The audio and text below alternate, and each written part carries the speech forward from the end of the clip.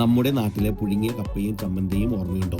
എന്നാൽ അതിനേക്കാൾ വെല്ലുന്ന ഒരു ഐറ്റമാണ് ഉത്തരേന്ത്യയിലെ തെരുവുകളിലെ ഈ മണൽ വറുത്ത ഉരുളക്കിഴങ്ങിന്. കനലിൽ ചുട്ടെടുക്കുന്ന ആ പഴയ കാലത്തിന്റെ ഓർമ്മ ഒതുക്കുന്ന ഒരു കാഴ്ചയാണിത്.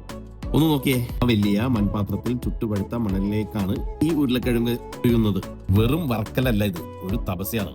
മണലിന്റെ ചൂടിൽ കിടന്ന് അവ പതുക്കെ വെന്ത് തൊലി കരിഞ്ഞ ആ രൂപം മാറുന്നത് കണ്ടോ? പഴയ കാലങ്ങളിൽ കശുവണ്ടിയെല്ലാം ചുട്ടെടുക്കുന്ന അതേ ഫീൽ. ഈ കാണുന്ന ചേട്ടൻ വെറും ഒരു കച്ചവടക്കാരനല്ല, കലാകാരനാണ്. ആ കൈവേഗം ഒന്ന് നോക്ക്.